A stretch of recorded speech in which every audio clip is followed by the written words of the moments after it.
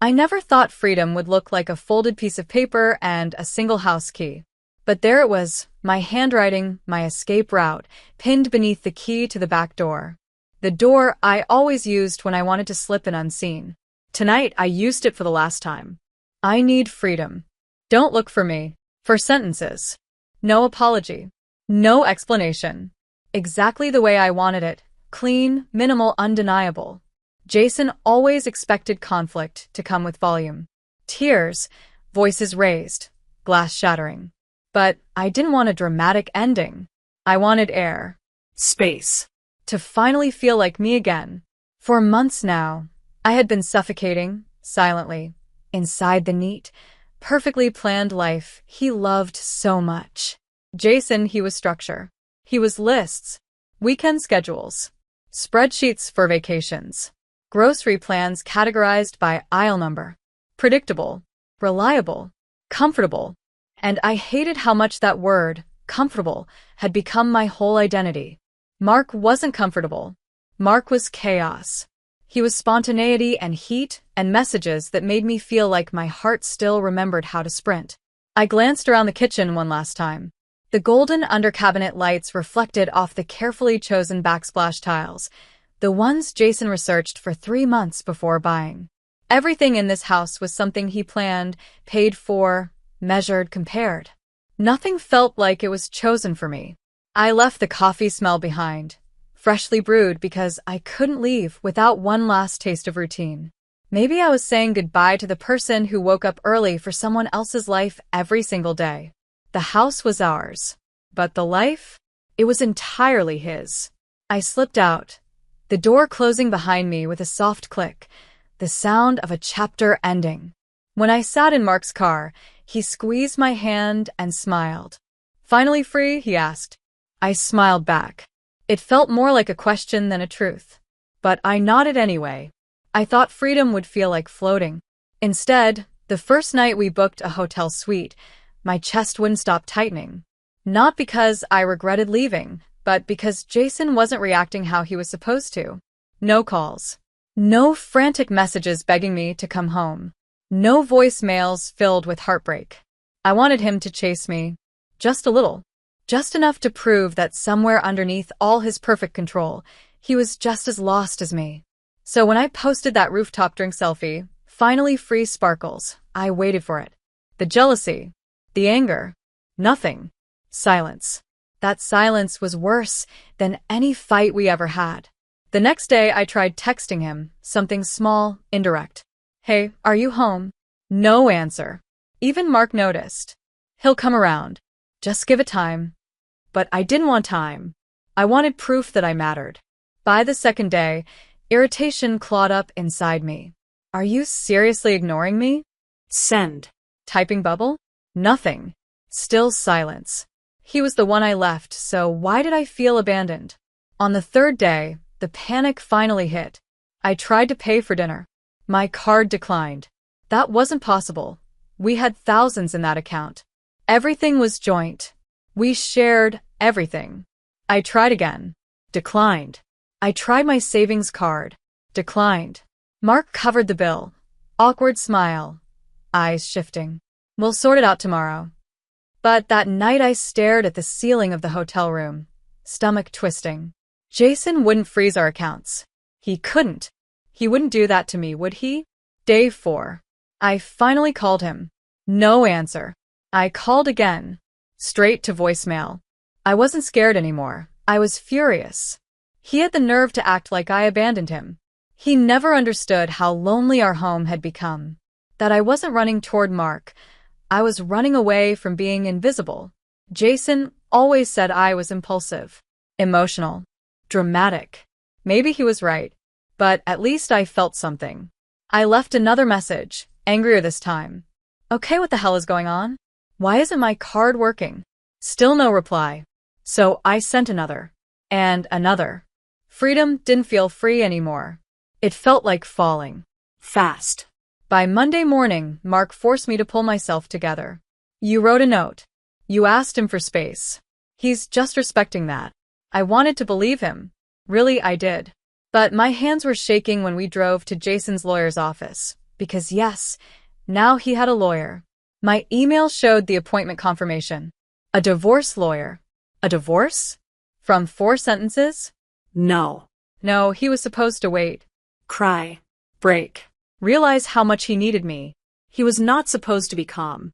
He pulled up in his car, that suit on, charcoal gray, the one he wore when he wanted to feel powerful. He stepped out like he owned the ground he walked on. He saw me. My voice cracked. Jason, what is going on? He didn't look angry. He didn't look hurt. He looked done. I tried again, grabbing his arm before he could walk away. I just needed space. A break. Not this. He stared straight at me, voice quiet, controlled. Too controlled. You left a note, Susan. A note that said, don't look for me. There was no kindness in his eyes. No softness. Just decisions. You wanted freedom, he said. I'm formalizing it. That sentence hit me like a slap.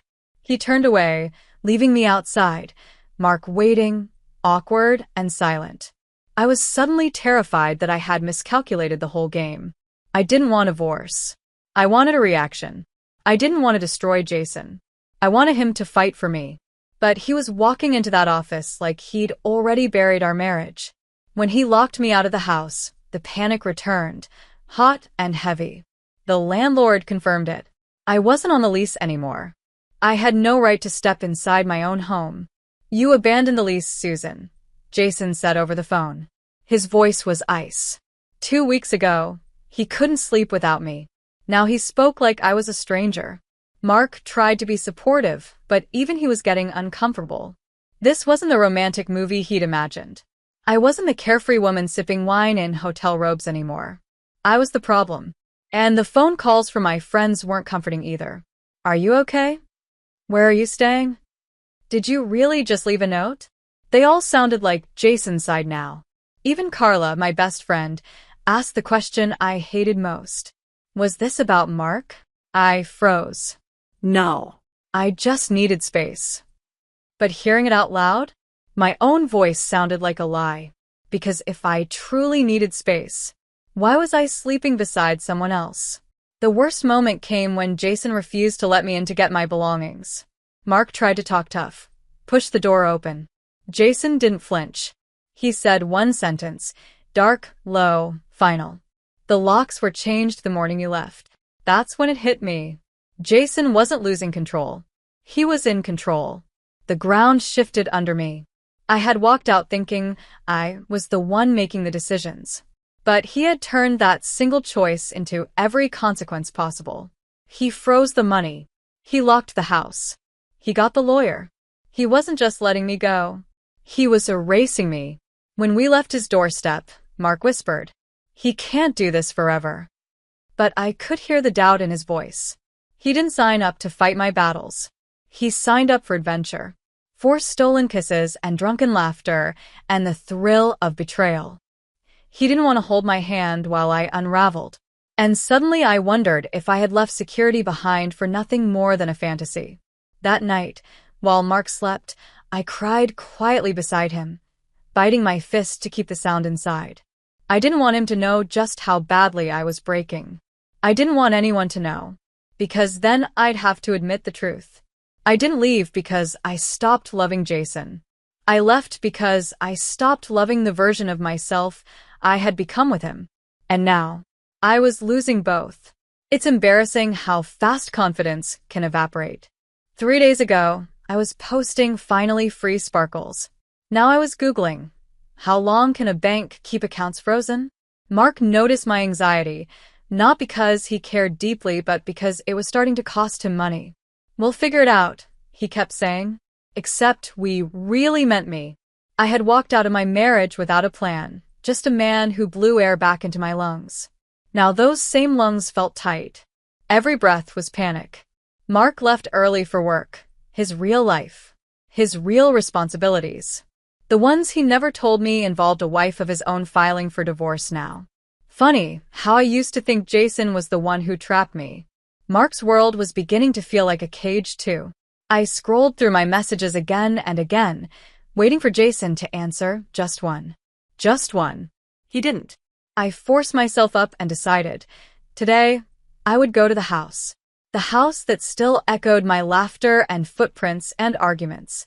The house where Jason waited every evening, like a loyal dog, trying to understand why I was always half angry. Maybe if we just talked. Maybe if I could explain. I got out of the taxi, familiar pavement under my shoes. My heart beat so hard it hurt. I walked up to the door, the front door this time, the one I never used. I tried my key. Twist. Blocked. The lock was different. Smooth, new, unfamiliar. There was a hollow moment where reality shrunk and sharpened at the same time. Jason wasn't bluffing.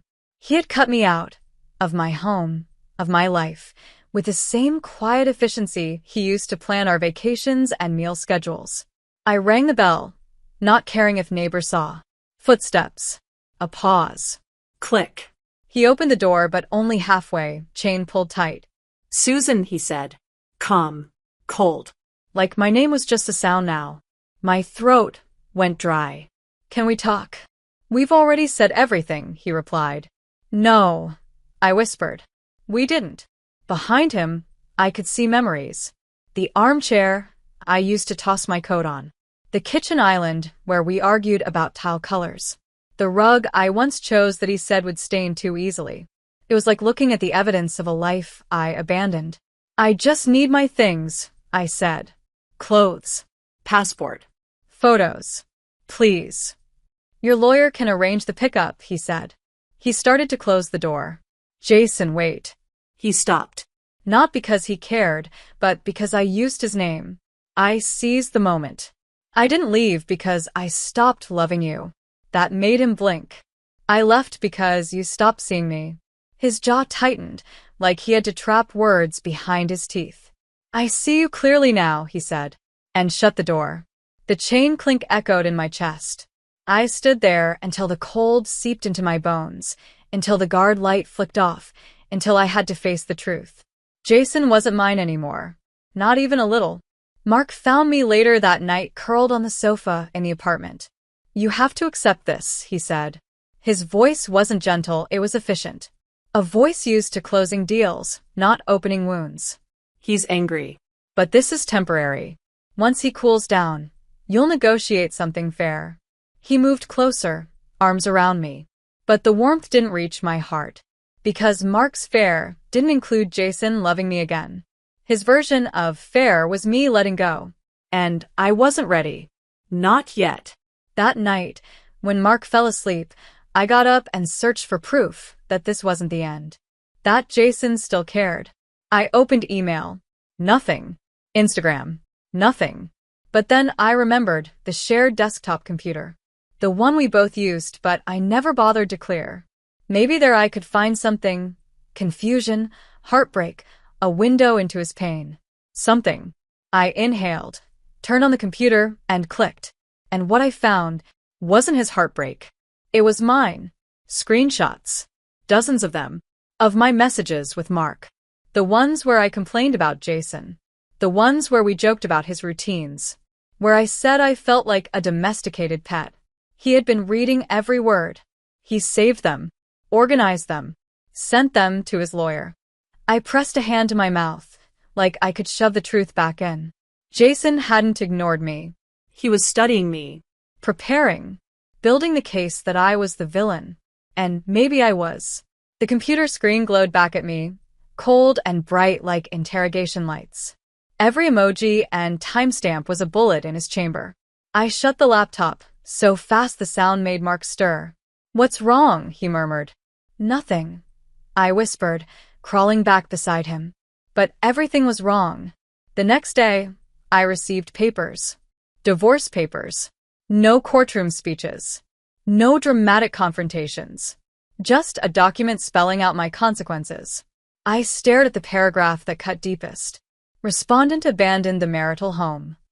Respondent engaged in extramarital misconduct. It felt like reading the obituary of a life I had murdered with my own hands. Jason included the note, my note, as evidence. That four-line cry for help had become my confession. Mark read through the packet, face tightening. This looks bad, he muttered. Bad. Bad. Jason had made sure it looked irreversible. He wasn't trying to win negotiations. He was defending himself from me. Our friends started choosing sides. Not mine. At the office, whispers trailed behind me about my affair, about Jason's lawyer, about how Mark's wife had found out. I became the villain in a story I thought I controlled. Every look felt like judgment. Even Carla, always loyal, stopped texting as often. I had jumped, convinced Mark would catch me. Instead, I was falling alone. One night Mark came home late. Not unusual. He smelled of whiskey and stress. "I'm sorry," he said, slumping beside me. "This just isn't what I expected." "What did you expect?" I asked. "That you'd be happy." He rubbed his face. "That we'd be happy." "But I'm trying." "You're clinging to your ex," he snapped. "He clearly doesn't want you anymore. At some point you have to move forward." Move forward. Away from Jason. Toward him. But Mark didn't feel like a destination. He felt like a consequence. Tears stung my eyes. He sighed. "Let's just get some sleep." I dreamed of our old bed. Jason's breathing deep and steady. The weight of his arm over me. The home that was ours. I woke up in the wrong bed, next to the wrong man, in the wrong life. And I wondered how long it would take before this wrongness became my only truth. Weeks passed. Court dates. Emails. Silent fallout. Jason's lawyer, who honestly looked like he drank tears for breakfast, picked apart my future. I lost access to the home option. Jason got the lease in his name only. My share of savings? A fraction. It felt like he was cutting away every piece of my life until there was nothing left connecting us. And then came the worst message, quietly slipped into the judge's decision. Jason now owns the house. The house I decorated. The house I fought for. The house I left, believing I would return. He signed the purchase papers alone. I stared at the ruling, throat tight. He built the home. I abandoned it. And now he got to keep it. Fair. Disgustingly fair. I wish I could say I hated him for it. I didn't. I hated myself. For leaving the man who never stopped trying. For chasing someone who stopped trying as soon as it got hard. For mistaking boredom for lack of love. Jason and I weren't perfect. But God, we were real. The night the divorce finalized, I drank too much. Collapsed into the couch cushions and sobbed until my ribs hurt. Mark tried to comfort me at first, then got irritated. "You can't keep crying over him," he said. But I wasn't crying over him. I was crying over me. The version of myself who believed she deserved better without even knowing what better meant. I woke up sometime near dawn, phone buzzing. A voicemail. My heart jumped stupidly, hoping it was Jason. It wasn't. It was me begging. A message from hours earlier. Rambling. Tearful. Pathetic. "Remember that vacation? We were so happy. I really need my half of the $2,850 security deposit." I almost threw the phone. I didn't sound free. I sounded desperate. Mark watched me from the doorway, expression distant. Maybe he finally saw the truth. I never left for him. I left for a version of myself that doesn't exist. The next day, Jason's lawyer replied to my lawyer with a single email. "All marital assets are frozen." Attached was a file. 10 pages of my affair. My shame neatly organized like evidence in a trial. Because it was. And I lost. So, I stopped asking for money. Stopped asking for closure. Stopped asking for Jason. I tried to pretend none of it mattered. That I didn't think about him painting the kitchen a new color. Or replacing the chair I loved. Or breathing in a home that now belonged to him alone. Freedom cost me everything. I just didn't realize the price until the bill arrived. One night, alone in the apartment, I opened Spotify, the one comfort I still had. Password invalid. He had finally shut the last door. No tracks shared. No playlist with memories. No ghostly echo of who we used to be. Just silence. The most painful closure of all. Because that silence meant Jason no longer cared if I existed. There's a moment in every disaster when you stop screaming and simply sit in the wreckage. That was me. A woman who ran toward freedom so fast that I never checked if the ground beneath me was real. Now every step felt like falling through air. Mark and I moved into a two-bedroom rental he found online. He called it a fresh start. It felt more like exile. The walls were thin. The neighborhood was loud. The building smelled faintly of damp carpet and someone else's burnt dinners. "This is temporary," he kept saying. But temporary was his word, not mine. My version of temporary had already been burned to the ground by my own hands. Jason wasn't a name I heard anymore. He was a consequence I lived with. At work, everyone pretended they didn't know. That my husband didn't leave me, that I left him.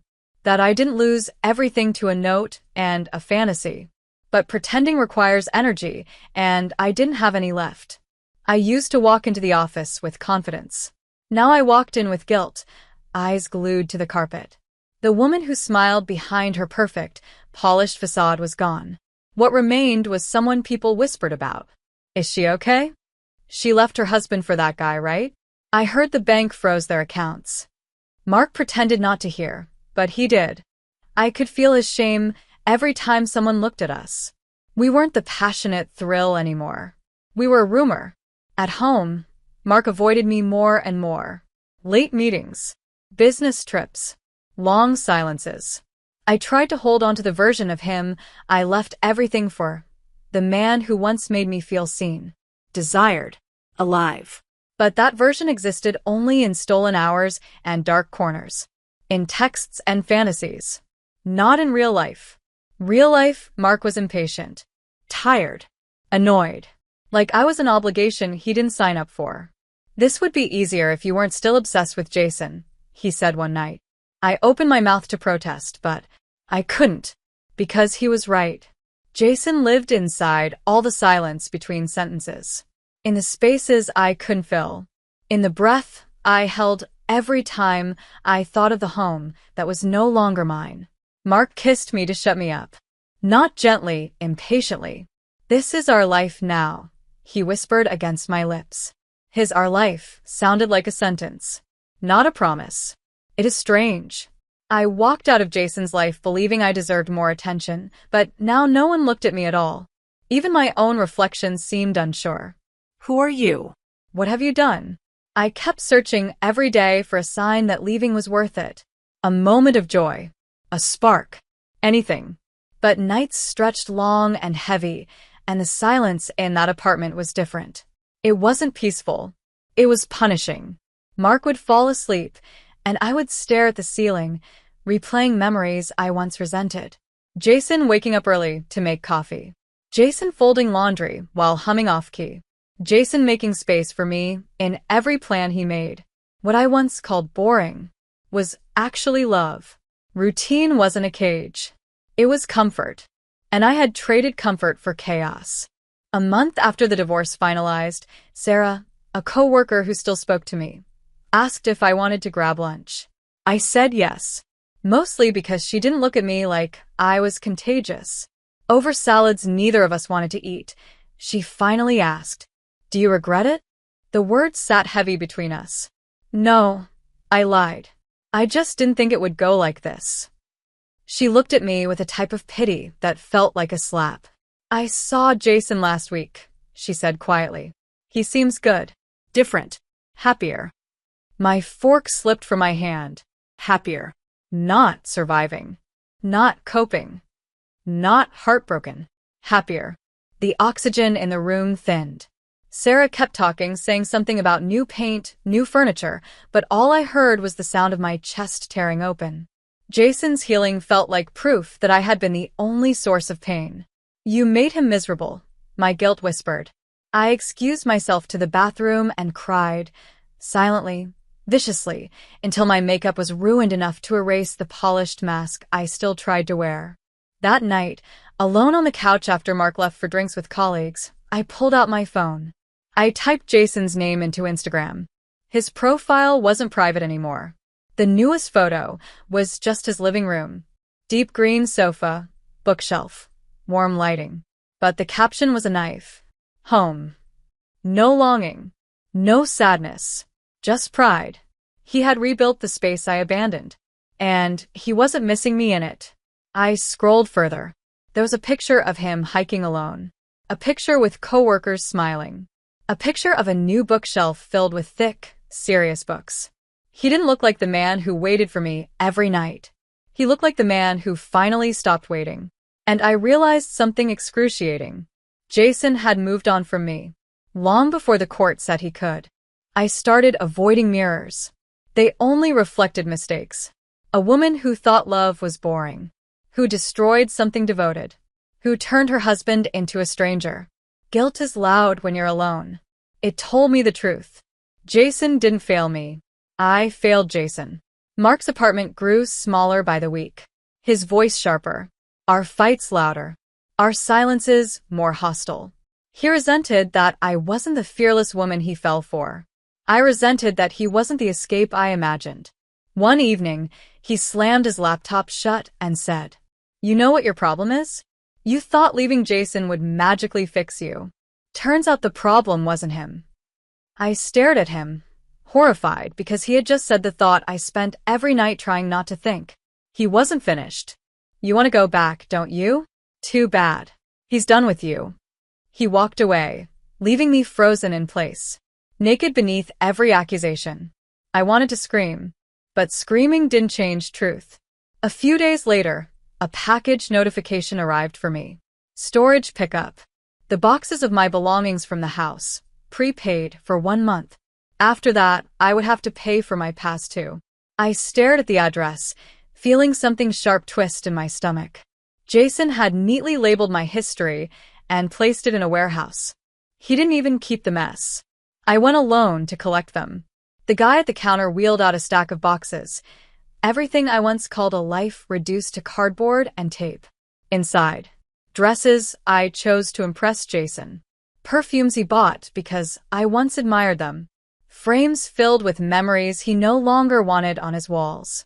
I hugged a sweater to my face. His scent was gone. I stood there in that cold storage facility, surrounded by what used to be love, and finally accepted. There was no going back. Jason wasn't my husband anymore. He was a chapter 1 had ripped out myself.